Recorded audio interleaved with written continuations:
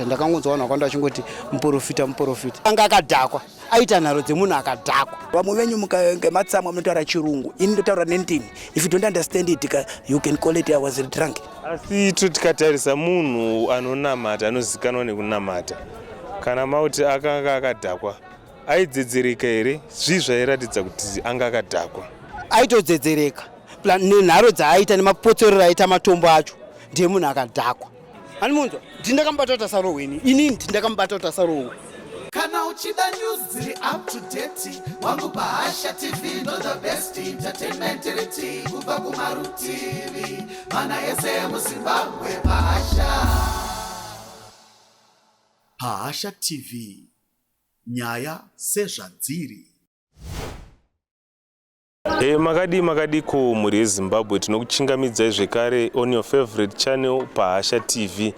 Nhasi tasvika mumusha wedziva reSekwa Extension kune chitiko chinokatyamadza chakasangana na Evangelist BT Chikomo, vamwe vanovaziva kuti Prophet BT Chikomo. Tasvika mumusha uyu zvekare zviri kubuda padande mutande nepamanyuzipepa kuti munhu waMwari wakasangana nechidzo chavakasangana nacho. Regai tinzwe zvizere munyaya iyi. Makasimba here Prophet BT Chikomo? Ndinotenda nechitiko nekuuya kwenyu, actually nekunzwisisa the life of a prophet is in danger. Chitiko chinondishungurudza chasingagone kuti ndichifarire, asi chine rudzidziso rwekuti inonzi violence ine nzira dzakasiyana siyana. Kune violence inouya nemashoko, kune violence iri physical. Asi ndakasangana neviolence iri physical, kwete nekuve neviolence chete, asi nekurasikirwa nezvinokosha. Mungagone here kurondedzera kumhuri yeZimbabwe kuti zvakafamba sei zvinhu zvamaka, nekuti mazongotangira pekuti violence kazhinji mhirizhonga inowanzotangira vanhu vachinjana mashoko pakutaura. Mungagone here kupa rondedzera kuruzhinji rweZimbabwe rwakatarisa kuti vanzwise kuti inyaya dzakatanga sei, uyezve mungagone here kurondedzera kuti zvakatanga sei? Ichokwadi, mashoko akanaka. Chandinoda kuti ndirondedzere nekuti hatisi mumba titori panzvimbo yakaitikira chinhu. This is a scene point yakaitikira chinhu. Ndasvika kune zvakarasika, asi ndega nditaura kuti ndakauya pari panzvimbo panapa, ipo panapa panoshanda mukomana anonzi ngatisataure hedu mazita. Alright, mazita. Asika ndopatakauya ndopanoshanda. Ndauya ipapo ndauya ndichida kuti ndibvunze kuti mubhadharo wezvinhu zvaive zvakatombotorwa nechikwereti wakanga wasvika here. Asi ndichidaro mukomana akanga ari mutsva panzvimbo iyoyo ndiye mukutaura kwatanga ndichita nevandajairana nawo haana kufadzwa nazo.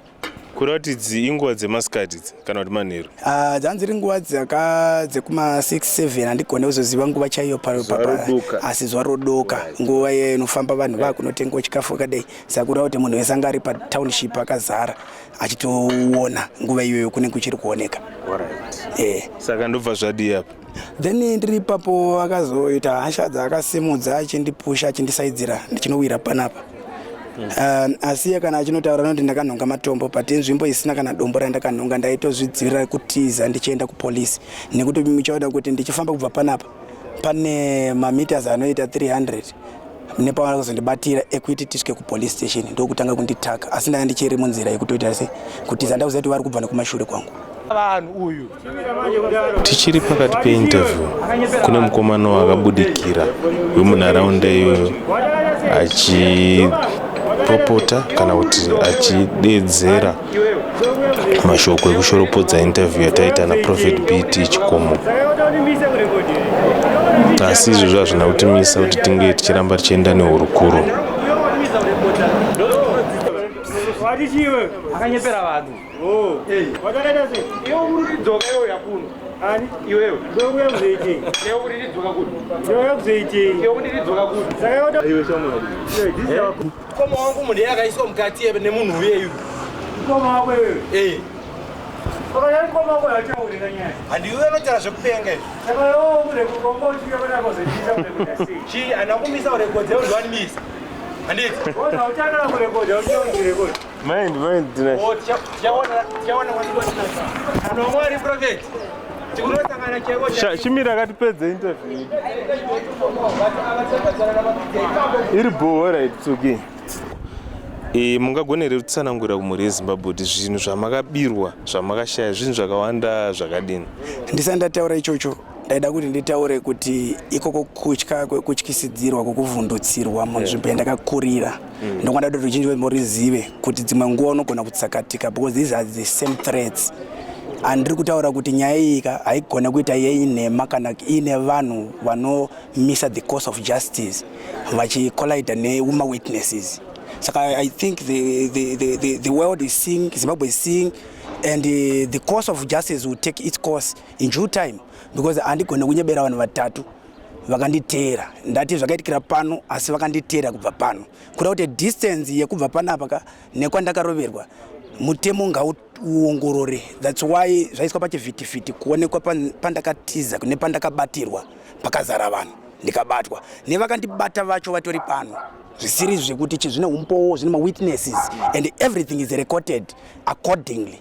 Saka inini handitore mutemo muisa maoko mangu nekuti vakomana vandinofamba navo vanotraina zvekarati inini ndiri master wavo and vatumwa kuita umbavha nekurova vanhu. Ndinoziva mutemo wenyika, hakuna mumwe chete anorohwa kana kumudzorera. Kana ukatanga kuita violence to me ndinotiza, hazviroti handigone kurova, asi ndinoziva kuti mutemo kana wakudhila newe it will deal with you decisively and I fear nobody, and when it comes to the time we still deal with you decisively. I fear nobody. Alright, ndichiverenga mune rimwe newspaper headline papa chinzi you are now fearing for your life. As a man of God, tinowanzoziva kuti vanhu vanenge vachinamata munowanzochengetwa nedivine protection from the Lord. Imimi kuzoti muzoti maakutyira upenyu hwenyu zvakamira sei apa? Pabatwa panopisa nekuti kana uchida kubata muridzi wembwa rova imbwa yacho stereki ukaona abuda ipapo ndiye muridzi wembwa, then you start to deal with the owner of the dog. Saka ndiri kuti inini nyaya yatiri kutaura imwe chete kuti ngatisiyei mhuri zhonga nekurovana nekuatakana nekutaurirana zvisiri izvo. Inini I'm a peaceful person, I'm anti-drug activist. At the end of the day tinonzwisa kuti maybe pamwe ama-drug lords kari kutuma imbwa dzavo kuti vadisturb the agenda yegovernment yenyika inoyi, because I stand for that ideology of this government and I support this government what is doing in the community in eradicating nyaya yema-drugs and substance. Saka tinoita ma-road shows, tinoita zvakawanda, and I'm a public figure, so I'm not going to fear anybody because of whatever. The thing is I do what is directed and what I can do for what is on the mission. Saka nobody will stand on my road, never. You can't stop me because I have got still an appointment with the future. Saka that future is this youth which is dying in streets because of drugs and they are clapping hands. Tiri kuona kuti koma zombie vana vari kuparara nekuda kwezvakawanda panapa. Then people they still support such things. No, it's not going to happen here. It's not going to happen here. I grew up here and ndakakurira muno musema robots. Andibve muno, and when I'm here I'm saying I'm here I should be safe. Saka ndiri kutyira upenyu ndeyekuti andina kumwe kwandinoenda. My title deeds are here. I've got nowhere to go. I have got nowhere to go. Alright, mbokubata ipapo. So your interaction with vanhu vamunogara navo mucommunity, kana muri kuti maakutyira zvekare muna kumwe kunge muchienda, interaction nevanhu yakamira sei mazuva ano? The thing is about kuti it's hostile in the sense yekuti I suspect because these guys vanhu vazvimbwa zvavo then they want to attack me. Vapana vakakurira munhu vekuti akati handina dollar will give you uchitomupa chikafu, but he can still bite your hand. Saka ndikutaura kuti that should stop, and ma-gangsters because when somebody come and defend my criminals, that person must be witnessing something true. Ari kuziva zviri kuitika, it's a plan.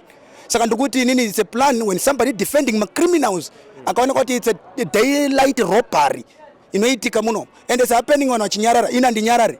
When it comes to that I ndinyarare. Saka when I speak to the world, if I disappear tomorrow, if anything harmful, they are responsible because they come on camera vachindinyararidza. I can't shut up and I don't answer to them. I answer to the law because I reported the case. Kana ndakauya ndikawadisturb basa wavade kundireportera.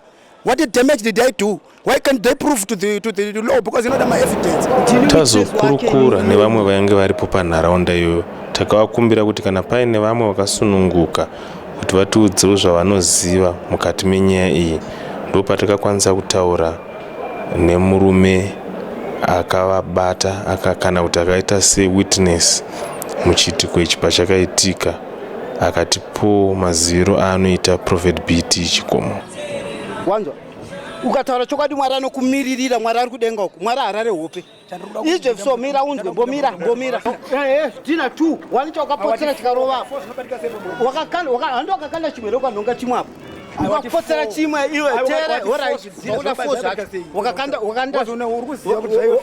wakanonga chidhina chekutanga chawakapotsera chakapona mota yangu yerapo wakapotsera irova sungu pandakasumuka inini anditika ndakatoti munhu akutempotsera matombo kudai so ndiana anopotsera matombo kudai ndikamhanya kuseruko uyu munhu wainetsana naye chaichai akatotiza akadai iye akapotsera madhina nokuseri uku. Hamuna zati yanga iri nyaya iyi? Handamboziva kuti yanga iri nyaya yavainetsana, vanga vanetsana uyu anga akadhakwa vari apo. Chitaura nyaya yefoni. Mira. Hapana akambotaura zvefoni yako. Pakati foni yako iwo foni yako wane foni rudzi? iPhone chi? iPhone chi? 6S. Yes. Right. Wakabiwa musi wani? Aiwa kamusi 26 mimi ndopa zvakaitika. Musi 26 nguvai? Nguva dzekuma 6-7 iko. Akusukuma 7. Panguri manguva. Tongoti 28. How come do you say that? How are you actually which is? Mira 28. Wokurati waironga. Ndokoronga chiko. Iwe ngafa dzidza kuva mupostori kwete kuba. Shanda. Ndakabirani. Ukona kuda kurwa andikutaura zve-iPhone 4. Ukutaura zve-iPhone 6. iPhone 6 iwe. Alright, what iPhone 6 and this? iPhone 6 yaweva nayo. iPhone 6 yaweva nayo. Exactly. Izvo zvichikaenda kweConnect inonobudera kuti line rako waishandisa line ripi? Tipe line rako waishandisa iPhone line ripi raishandisa 13 green tibva taenda tuno verify. iPhone is tada uno verify. 6S kuti yanga kawaipwa and was given only to record the media and to do my work. Usina phone iPhone 6 ndoyozobiwa ndandisina mafumo ndoyega ndandakabata ndofona ndandi nayo vakandisecha hauna kusetwa iwe taura chokwadi ndatitaura chokwadi pakudi ndochokwadi unyepa tinotenda thank you musanyepe ina handidi kupira munhu kuroverera munhu shamari handidi kuroverera munhu ndindakakubata inini ndindakamubata inini uri wazokuudzwa yese tomboda mari yacho ini anamboro muonaje ndada murova ini ndikatombata ndikatawo munhu weukama uyu handisuda basa nefoni yenyu ndiwe mukama uyu iPhone 6 yacho sha ndogona kutokutengera inini ndogona kutoitenga that phone kana ungaona ukabudisa proof kuti waenaka but wanga usina that phone yangu dzidza kuita chokwadi choti uponese vafana vari kujerika vana vanoshanda 3 oti hanzi vakamubira dakarohwa chaizvo anga asingambotaura zvekuti akarohwa hana urohwa ndakatomubata ndakamuvharira vafana vakatotika mabhutsu ndikatamana munhu wangu amana yama yangu amana musamurove ndikamubata rwoko tatakabatana rwoko dai ozoti zonanzi aunditi atashaya foni ndikati kana washaya foni mira ndotsvaga. We want to help him. He's saying kuti hanzi ndakabirwa iPhone 6. This guy is a client of mine. Ndakatombomutengesera phone. Akatomboya chitika ka Wi-Fi face. Saka ndamutengesera Wi-Fi face. Akavati phone yako I think maybe after 2 months. Vakavati phone yako phone yako performa zviri bo. Nchetozoya nchitoda kuzontengesera phone chaiyo ndikati unenge une mari zvanzi ndinyazoziva mafoni but I think inenge ine storage iri 64 gigs and above ndati it's okay budget yako ndemari ndivangoti I think maybe budget yangu nogona kusvika zvekuzi 78 ndikati unayo here izvezvi ndikutsvagire phone zvanzi aizozanisa ndane mari kana ndane mari you are the first person to come ndiyozokuona iwewe uku ndizokutengesera phone. Saka pane zvakazoitikawo hazvo the fight yaari kuexplaina kuti yakaitika bva zvosvika pakuzobirwa foni. My question is kuti wakazoita foni nguva isinisi wakapromisa inini kuti kana ndikangota foni ipapo ndichayo ndichikuona iwe wonditengesera foni manzwisisa. But izvi zvakaitika musuwo here wekutenga foni ndomusuwo here wakaitika mhirizhonga yekuzorwiwa pamashops. Pakaitika mhirizhonga iye paakutaura ndopakuti hanzi paka paine foni. In my question was like, ko handiwaiti uchiuya kuzotenga foni kwandiri here probably wane mari nekusati ndani iPhone 6s as of which I'm the one anogona kuitira zvi iCloud zvacho muno yanga yabva kupa iCloud yacho ore kana zvizvo kunzi ore timboti wanzi wa disrespect watorwa chini. Can you just come kune munhu wacho aikuitira zviri kuti ona chaona wafanira kumaraini kwako ona vanhu vabatizo vako zvawandita vanditedwa ndaiso kana tiri vanhu vanonzi vanonegotiate kana vanotaura kuti totaurana zvakanaka haangamonzi munhu wekuziva ndokwanisa kutopa kana iPhone 6s nditori nayo. Okay baba, ndanzwa muchitaura muchiti ngapataurwe chokwadi mukasimbisa kuti aiwa imi muri munhu anonamata. Chokwadi changa muchida kuti chitaurwe ndechipi baba? Ndichokuti mukomana uyu haana kubirwa foni 1 2 haana kurohwa zvekunzi akarohwa zvekuenda mberi. Iye ndiye akatanga kutorwisa vanhu achipotsera matombo kutodzosera kwaita vakwakuri kumubata kuti aise matombo pasi kuti vakwanise kumubata inibva ndamubata inini kuti asarohwe mukomana haana mborohwe asi paiye anga akadhakwa aita nharo dzemunhu akadhakwa. Asi tikatarisa munhu anonamata anozikanwa nekunamata kana mauti akanga akadhakwa aidzedzereka here zvii zvairatidza kuti anga akadhakwa? Aitodzedzereka nenharo dzaaita nemapotsorero aita matombo acho ndiye munhu akadhakwa. Munhu anenge akadhakwa anenge akamwadoro anotooneka kuti uyu munhu akamwadoro aiva nehasha dzinoita munhu akadhakwa dzokuti haadzoreki ndodzaiva nadzo ndodzaita nokuti mapotsoro akaita matomboka dari umwe aizofanira kunzwa tsitsi. Asi munharaunda muno munhu anozikanwa nei? Anozikanwa nechiprofita.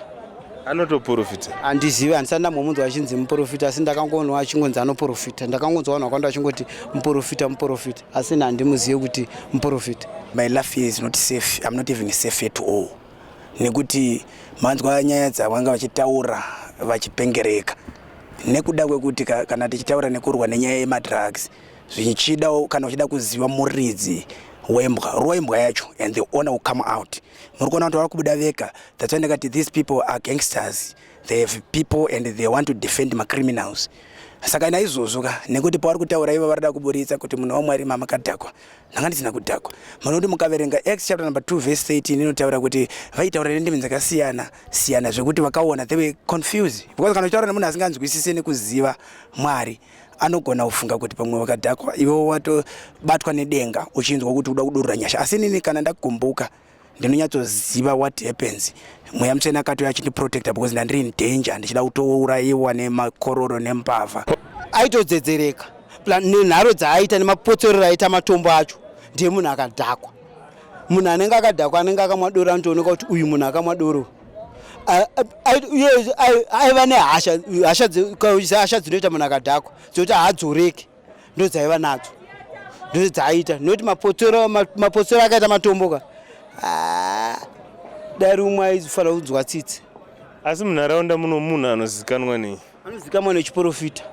Anotoprofita? Handizivi, handisati ndambomunzwa achinzi muprofita asi ndakangoonwa achingonzi anoprofita. Ndakangonzwa vanhu vakawanda vachingoti muprofita asi handimuzivi kuti muprofita. Awa tinotenda baba. Ko panyaya yedoro apa akanomboonekwa achinwa doro? Vanomwa vakawanda vanhu vanhu type inomwa yakawanda inenge ichimwira yozongobuda yadhakwa ndosaka akadhakwa mboko zvaita kuti azopotsera nematombo zvaita. Saka ndakatanga kutaura nendimi vatumwa bovandirwira pandatanga kutaura nendimi. Saka ndikagumbuka ndichiona kuti ndiri danger. The angels vanondirwira nekuti handina kungouya ndine shoko rangu ndega asi ndine shoko randakatumwa nedenga. Saka iroro rinoda kuti nyika izive kana vanhu vasingazivi vanofanira kudzidziswa nekuti inini ndiri kuziva kuti aiwa ndakazoziva sei kuti uyu nauyu naningi ndo vakandibata ndaitoziva zvaitoitika ndaitoenda kumapurisa kunovaripotera kana ndandikavatadzira vakade kundiripotera ndisungisa. Saka kuroda kungotsvaga defense isina basa ndiri panapa kutaura izvozvo izvi ndikutonzwa kuda kutochema nehasha nekurwadziwa nekuti vakandibata panorwadza ndikuti ndikatarisa kuti ndakakurira munhu. Saka varada kuti ndiite sei ndiraramire kupi ndozvinoindirwadza izvozvo zvokuti unopesera wakutaura naye language vamwe venyu ngematsamwa munotaura chirungu ini ndotaura nendimi. If you don't understand it you can call it I was drunk.